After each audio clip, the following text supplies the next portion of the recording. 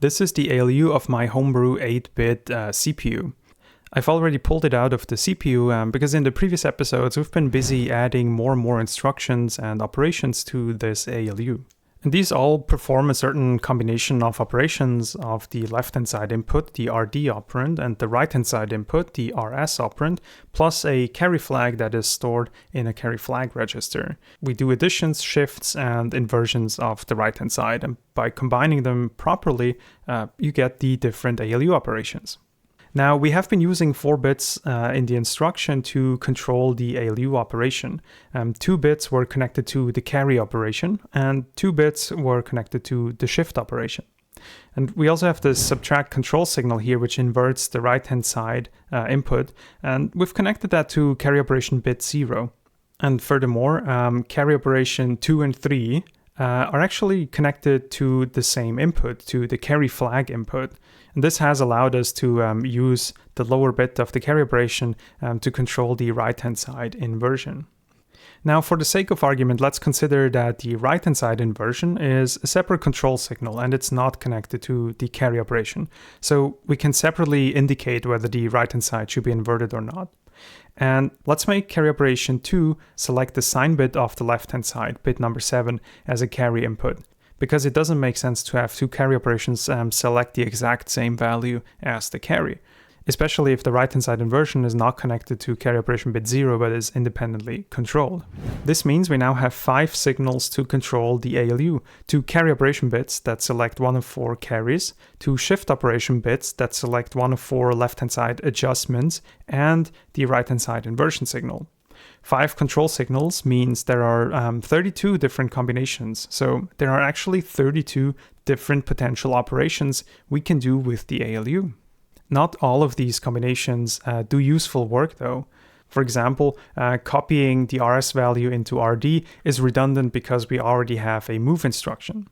Adding 1 to the right-hand side RS may be useful as an increment operation, but we'll be able to do the same with an add with immediate instruction once we get around to immediate ALU operations, so this is also redundant. Adding registers and incrementing seems kind of niche. Shifts that shift in a constant 1 don't seem very useful.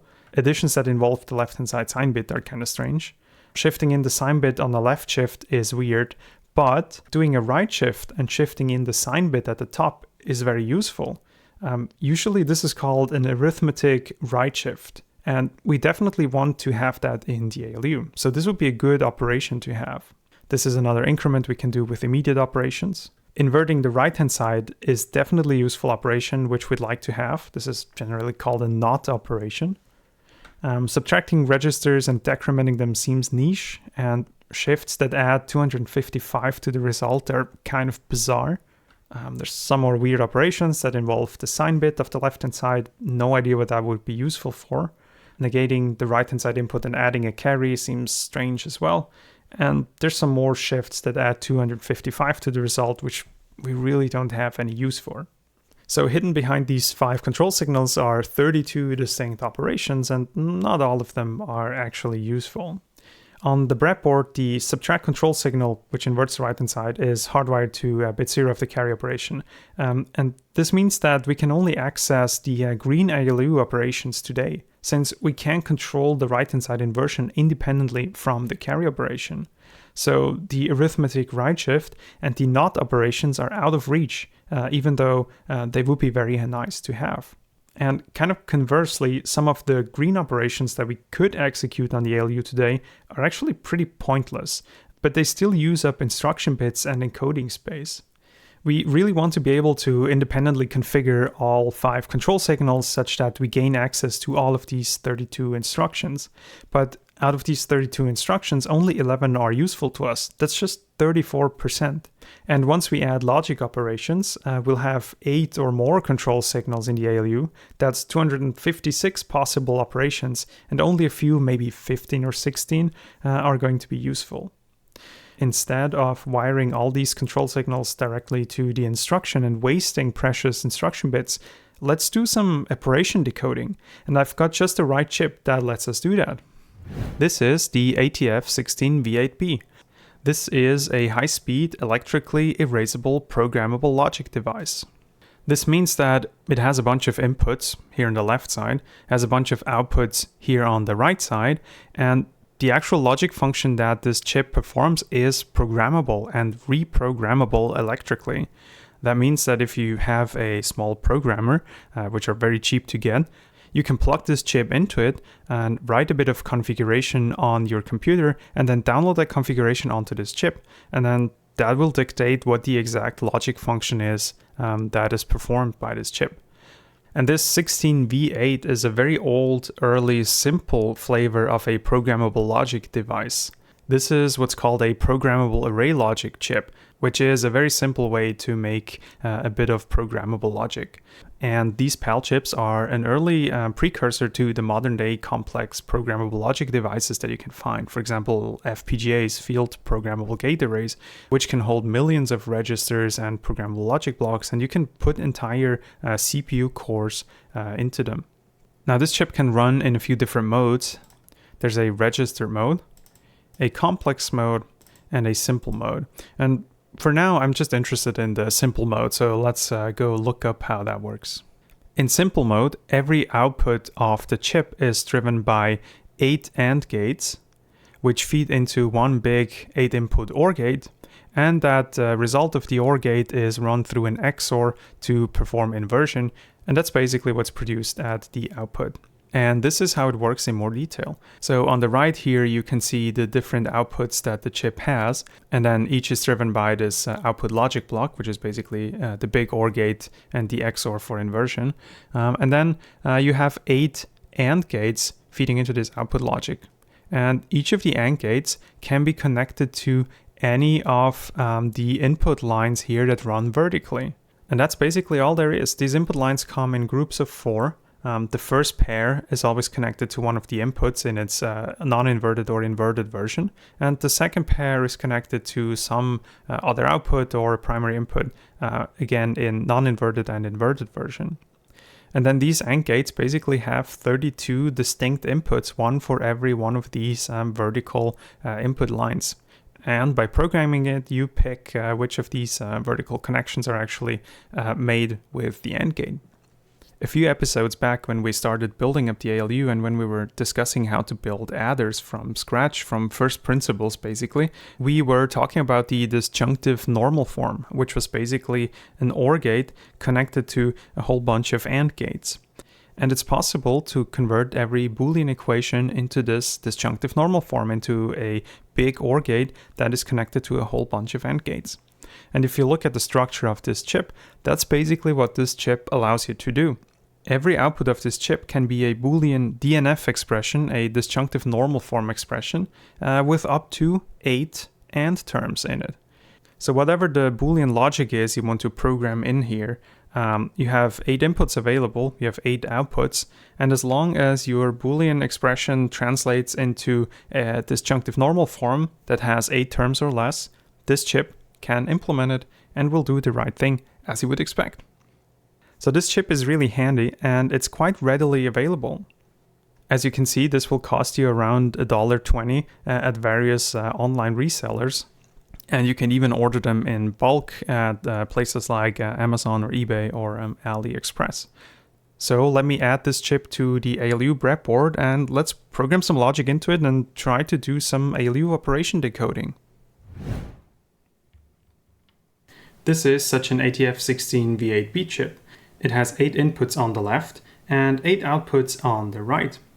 And I'm going to use this chip to do the decoding of the ALU operation. The ALU operation is going to be a few bits coming from the instruction, probably around 4 bits, that basically says which ALU operation should be executed. And with 4 bits, that can be up to 16 different ALU instructions. And if we need more, we can always add a 5th bit to have 32 possible ALU operations. This ALU operation we're going to feed into the inputs of the chip, and then we're going to program this chip to compute from that ALU operation the different control signals that need to be set to make basically the ALU execute that operation. And I think up here is actually a good spot for the chip. Let me install it there. So it's now rotated such that the pin 1 is up here, which means the inputs are at the top of the chip and the outputs are at the bottom of the chip, where we have easy access to all the control signals we need to connect this to. Let me first connect power and ground. And I think we want to see what we feed into this chip, so let me add a few LEDs on the left of the chip here to show what the current ALU operation is. And then let me bring the 4 ALU operation inputs over here to the LEDs, such that the LEDs display whatever we're feeding into this PLD chip. We're only using 4 of the 8 available inputs on the left-hand side here, and there's also this clock connection here at the top that we don't need. So let me hook all those unused pins up to 0 such that I have a known input value. And then on the right side of the chip, we have the 8 outputs, the power connection, which is hooked up. But at the bottom here, we have an output enable input, which we want to pull low to always enable the outputs of this chip. And finally, we want to connect the control signals of the ALU up to the outputs of this decoder chip here. Carry operation 0 and 1 is going to be hooked up to the first 2 outputs. And then the shift operation, I'm going to hook up to outputs 2 and 3. And we also have this right-hand side inversion control signal down here, which we've been using to conditionally invert the bits on the right-hand side. This is currently connected to carry operation 0. But now that we have a decoder chip, let me actually disconnect it from the carry operation and connect it to its own dedicated output, which is going to be output 4 in this case. Okay, cool. Let's see what this can do. Let me connect a few wires to the ALU operation for testing. And let's power this up and see what happens. Okay, nice. That looks like it's actually doing something. I'm pretty sure I read in the datasheet somewhere that when this chip is erased or comes out of the factory, all outputs are just set to a 1. And that's what we can observe here. Both carry operation bits are 1, both shift operation bits are 1, and the right-hand side inversion bit is also 1. And changing the inputs has no effect. I think it's time to go and program something into this chip. First up, let me create a new ALU directory. And in this ALU directory, let's create a decoder.pld file. And now there's a special way how you program these programmable logic devices. Generally, you need a compiler for them, which translates from a higher level kind of convenient way of describing your expressions to what you can actually program into the chip itself. On GitHub, there's this cool compiler project called Galette, which describes itself as being a GAL assembler for the 21st century. So this program takes a description of the logic function that we want to execute, and it spits out the configuration files that we can program onto the logic chip.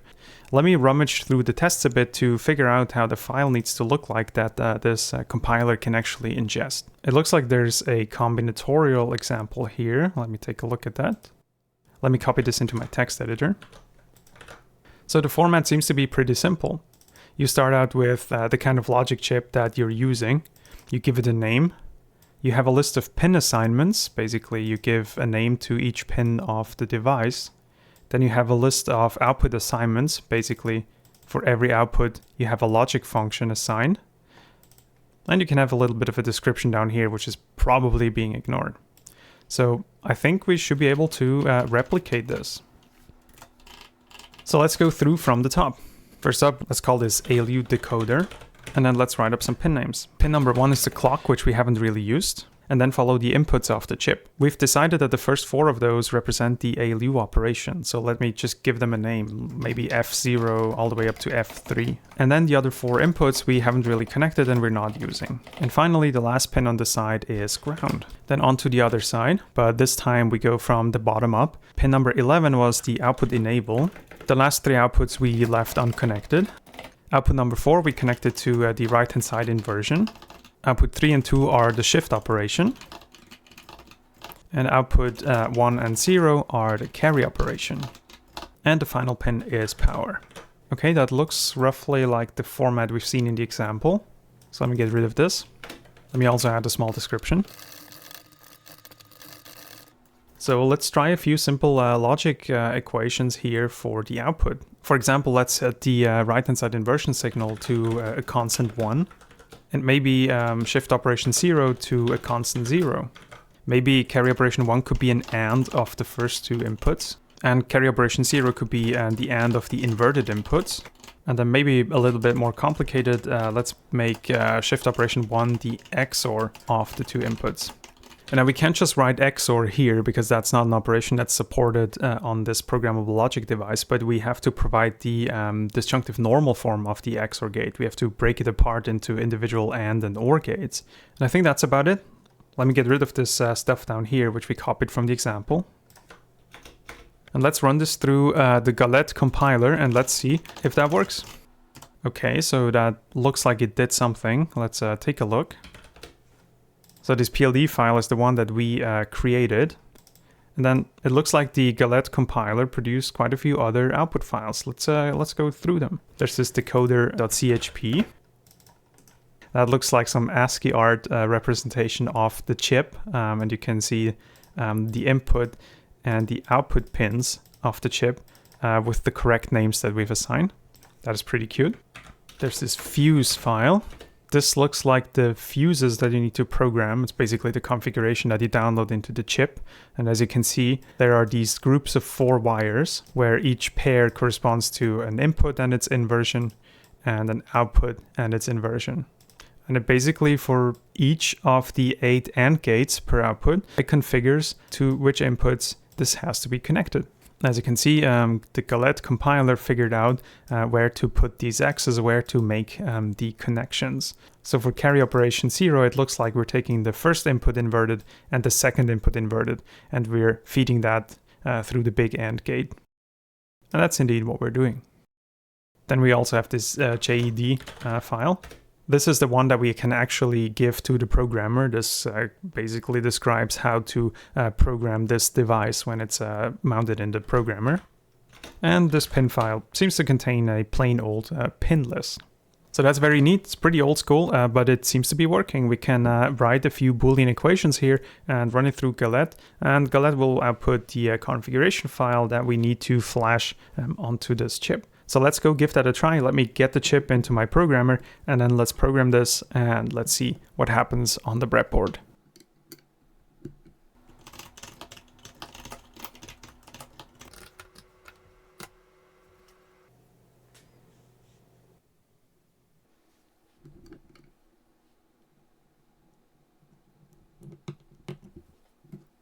Let's power this up again.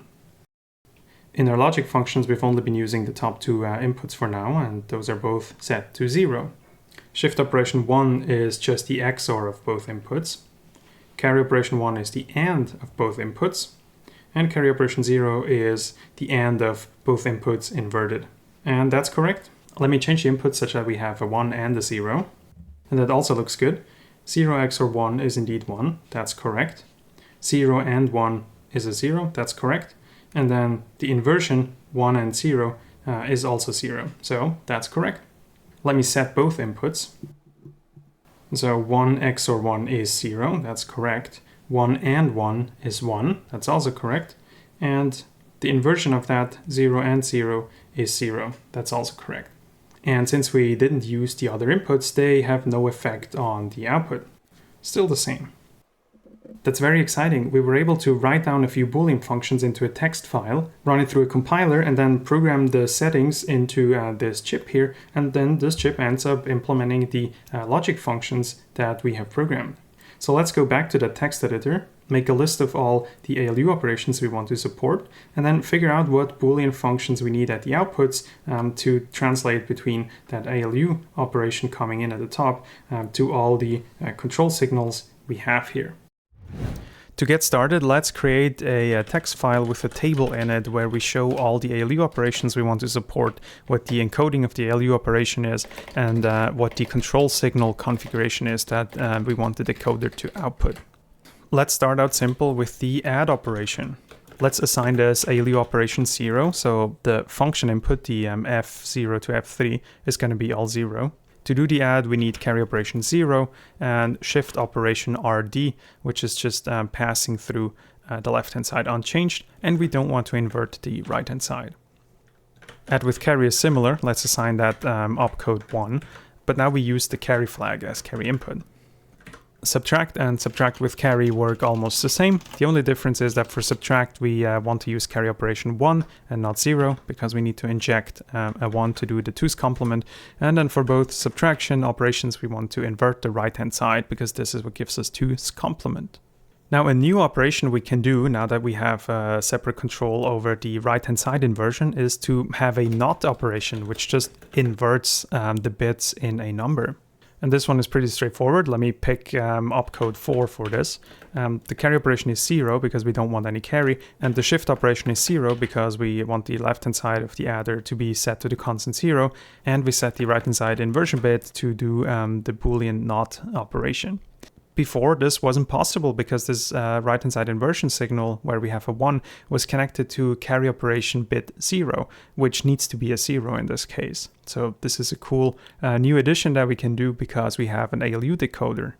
Negation is going to be almost the same. Let me use opcode 5 for that. Carry operation has to be 1 here because we want to inject a 1 into the carry flag to do the full 2's complement and not just a right-hand side inversion. And then in the previous episode, we have added various shift operations. So let me write those down. But now, since we no longer have this connection between carry operation bit 0 and the right-hand side inversion, we can use the sign bit of the left-hand side input of the ALU as an input into the carry operation multiplexer. I think we plan to assign that to input number 2. So another shift operation we can do here, now that we do ALU decoding, is an arithmetic right shift. Instead of injecting a 0 into the vacated bit or the current carry flag, we can inject the sign bit of the left-hand side input, which is going to do a sign aware right shift, if you will. So we're going to use the sign carry operation for this, which is carry operation number 2, and the rest stays the same right shift. And so by having this ALU decoder available here, we can actually encode 2 new ALU operations that weren't possible before. The NOT, which is just inverting the right-hand side, and the shift right arithmetic, which is replicating the sign bit of the left-hand side as we're doing the right shift, which allows us to do right shifting of negative numbers. Now each of the digits of the inversion, shift operation, and carry operation are outputs of this decoder chip. So for each digit in these columns here, we have to write up how you can compute that from the 4 opcode bits. This is a very mechanical, methodical process. Let's start out with the right-hand side inversion signal. This signal is a 1 in 4 different places. Whenever the opcode has these input bit patterns, we need to produce a 1 at the output. And if you remember how we converted the truth table of an adder to the disjunctive normal form representation way back in the adder episode, that's exactly what we're going to do here. So let's start at the top. The right-hand side inversion is a 1 if not F3, not F2, F1, not F0. That's the first one. The second one is not F3, not F2, F1, and F0.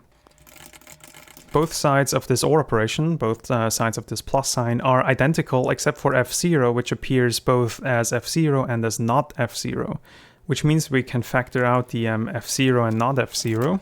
And now if you remember, F0 or not F0 is just a 1, so we can delete this term.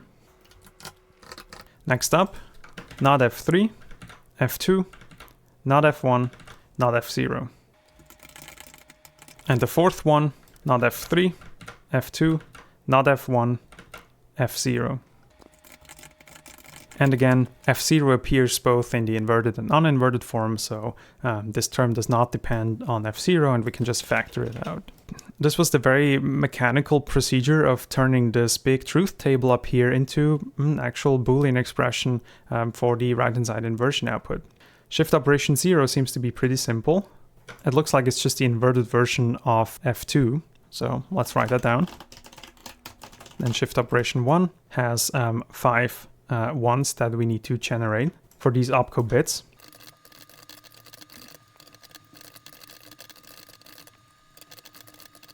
Now here for the last one, we can play a little trick. The next ALU operation, 1011, is unassigned. And we can basically just imagine that there's a 1 in the shift operation there as well, which allows us to factor out the term and delete it. And now both of these terms are again equivalent except for F1, and we can factor out that F1 and get rid of it, which leaves us with a fairly simple equation for shift operation 1. These terms are identical again, except for F1 in this case, so we can factor out F1 and delete it. And in this case, these last two terms here, they look like they're almost identical, but notice that they differ in both F0 and F1. So there's no real easy factoring we can do in this case. So these have to be independent terms. And so that's all there is to it. That's the entire truth table of the ALU operations we want to decode, converted into a Boolean expression per control signal per output of the decoder on how to compute that control signal given the opcode input. So all that's left to do is take the equations we've come up here at the bottom and copy them over into this decoder.pld file where we've been programming the decoder chip. And let's run this through Galette again. And if we take a quick look at the fuses that Galette produces, you can see we have a lot more configuration bits to set now because our logic equations have gotten a bit more complicated. Let's write this to the decoder chip and then go and see if the decoding of all the ALU operations works and produces the correct combination of control signals.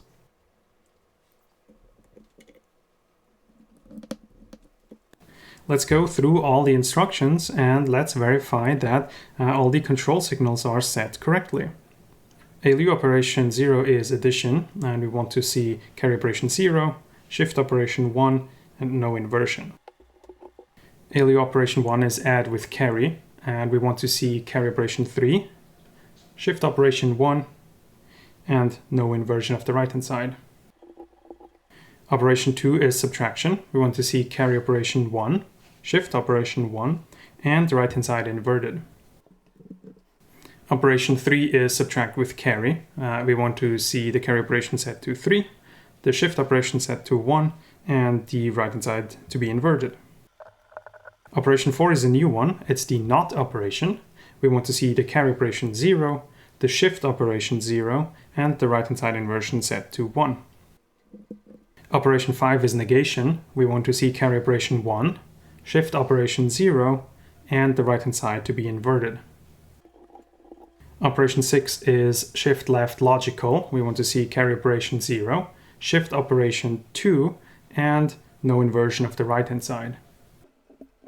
Operation 7 is shift left with carry. We want to see carry operation 3, shift operation 2, and no inversion. Operation 8 is shift right logical. We want to see carry operation 0, shift operation 3, and no inversion of the right-hand side. Operation 9 is shift right with carry. We want to see carry operation 3, shift operation 3, and no inversion of the right-hand side. And finally, operation 10 is shift right arithmetic, which is a new operation. And we want to see carry operation 2, shift operation 3, and no inversion of the right-hand side. This seems to be working like a charm, which is very exciting. This decoder chip here can go from a 4-bit ALU operation, which is basically just any way of assigning numbers to the operations, to the corresponding control signals. Right now we only have 5, but I'm pretty sure as we build out the ALU a bit more, add some logic operations, we're going to be using all 8 outputs that the decoder has to offer. And when we add things in the future or when we change things around, we can always just pull this decoder out and reprogram it. And it's a convenient way to absorb a few dedicated logic gates into just one small package. All right, time to connect this back up to the CPU and make use of this new ALU operation decoder here. I've got the CPU back out and I've already placed the modified ALU here on the left where it used to be. So now let's go and hook this back up. Let me start with powering ground. The ALU needs a clock and the clock enable signal. We also need the left and right hand side inputs. and the result. And finally, we have these two wires here, which are connected to the top 4 bits of the instruction. And we've used to wire those up to the carry and shift operations directly. Instead, we'll now connect them to the ALU decoder as the ALU operation input. That should be all the wiring necessary. Now, since these wires have changed, they're now connected to the ALU decoder instead of the actual control signals directly. All that's left to do is to go update the instruction set architecture, update the assembler, and then write a small program to test out the new operations. First up, since we've changed the way the ALU instructions work, let's go update the instruction set architecture file. We used to have these ALU operations when we controlled the carry and shift operation directly. Let me get rid of this and replace it with the operation table that we've created for the ALU decoder. So those are all our ALU operations. Now let's do the same thing down here. Let me replace the existing encoding here with the new operations.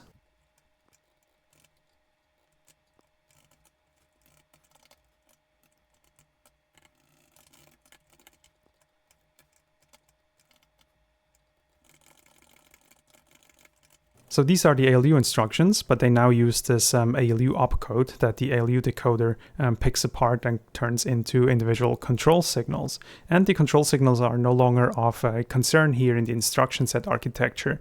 We just have a number per ALU operation that we can pass to the ALU, which is very convenient. And thanks to this decoder, we actually have 2 new ALU operations. We have the NOT operation, which inverts the bits in the RS operand and stores it in the RD operand. And we have shift right arithmetic, which takes the RD operand, shifts it right, replicating the sign bit, and then stores the result in the RD register again. Let's go update the assembler. We have this test file here for the assembler, and let me add the new instructions in here. And let's see what the assembler thinks.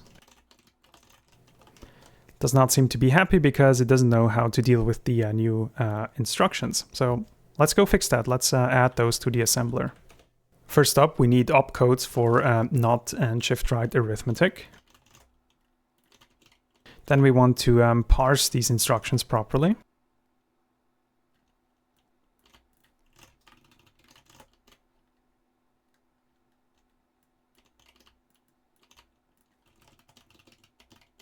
Then we also want to print these instructions.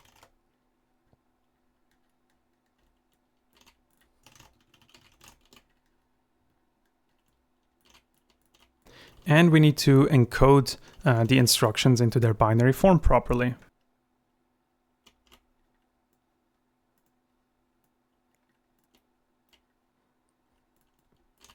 So we add the new instructions, but also the encoding of the old instructions has changed. Negation used to be 0001, but if you go look, negation now is 0101 because now it's just an opcode number and it used to be the actual control signals. So we actually need to go through each of the ALU operations and copy the correct encoding into the assembler here.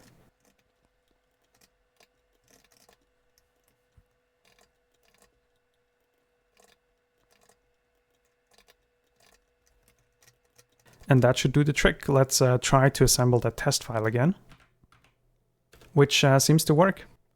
If I scroll up here, you can see the NOT and the shift right arithmetic instructions being listed. And you can also see the encoding of all the ALU operations has been updated.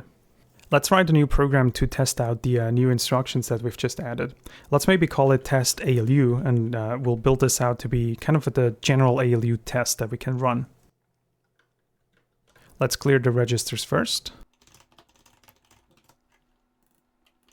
And then let's test the new instructions. Now that we have a NOT instruction and we can invert the bits in the right-hand side, we can actually implement 2's complement subtraction with just add and NOT.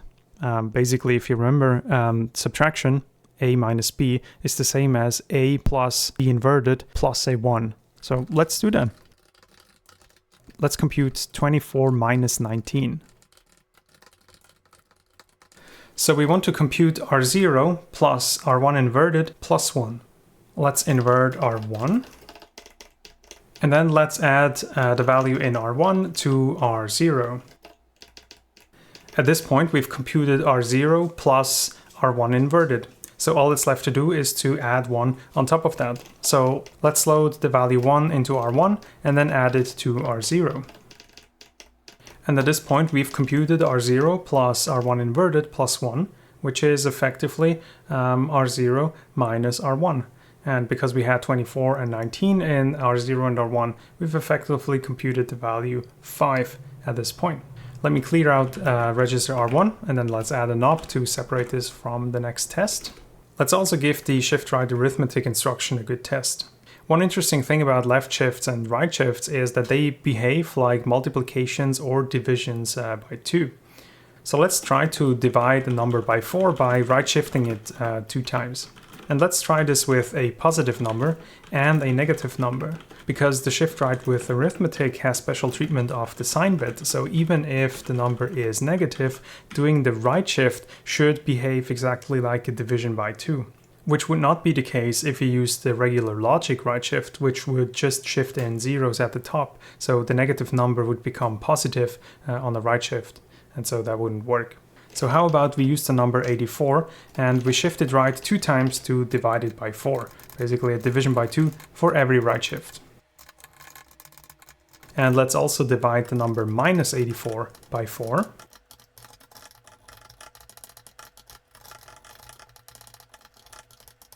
So in the case when the number is positive, the sign bit is 0, the shift right with arithmetic just replicates that 0 and shifts in a 0 at the top. So the number just becomes smaller and basically gets divided by 2.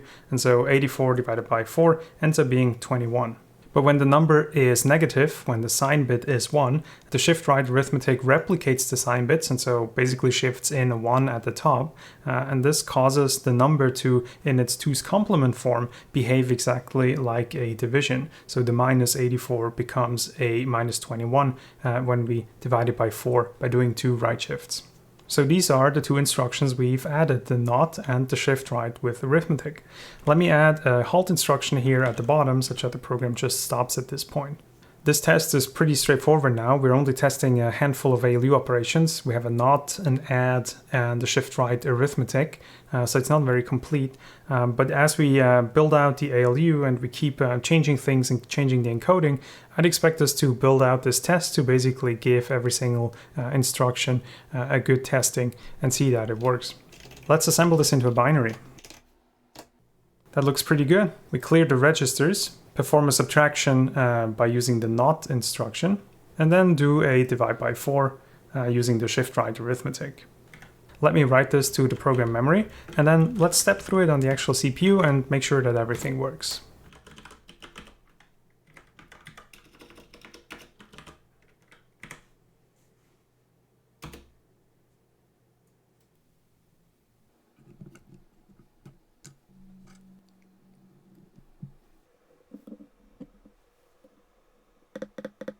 Let's step through the program and see if everything works as expected.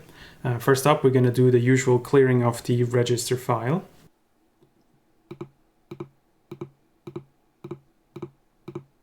Then we have a NOP to separate it from the interesting bit. And now we're going to do that subtraction using add and this new NOT instruction. First up, we're loading 24 into R0 and 19 into R1. And now we're going to invert the bits in register R1. This is using the new NOT instruction. Over on the ALU, you can see that the ALU operation is set to 4, which the ALU decoder then decodes into the control signal settings. We're choosing 0 for the carry, we're setting the left-hand side to 0, and we're inverting the right-hand side. This seems to be correct, and indeed, the ALU's result is the inverted version of what's in register R1. So let's execute the instruction and flip the bits in R1. Now we take those inverted bits and add them to register R0. Over on the ALU operation is set to 0, which is the add operation, which the decoder then decodes into picking a 0 as the carry input, passing through the left-hand side unshifted, and not doing any inversion. Then we'll load the value 1 into register R1, and also add that 1 to the value in register R0. and clear register R1. And so 24 minus 19 is indeed the 5 we have left here in register R0. But instead of using a subtract instruction, we used an add instruction and did the 2's complement conversion of the right-hand side manually with the new NOT, which works like a charm. And now as a second test, we're going to do a bit of division by 4 by using arithmetic right shifts.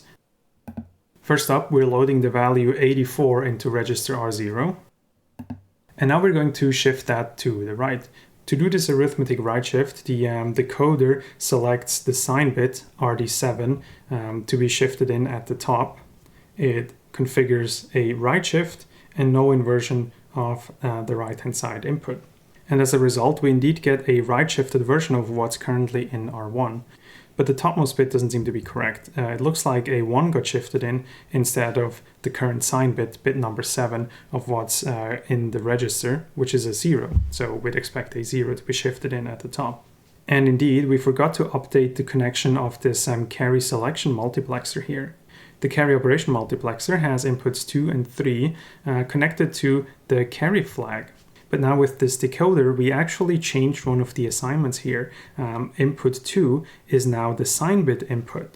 So instead of connecting both inputs 3 and 2 to the carry flag, we actually have to go and change input number 2 to take the topmost bit of the left-hand side input and feed that in as a carry.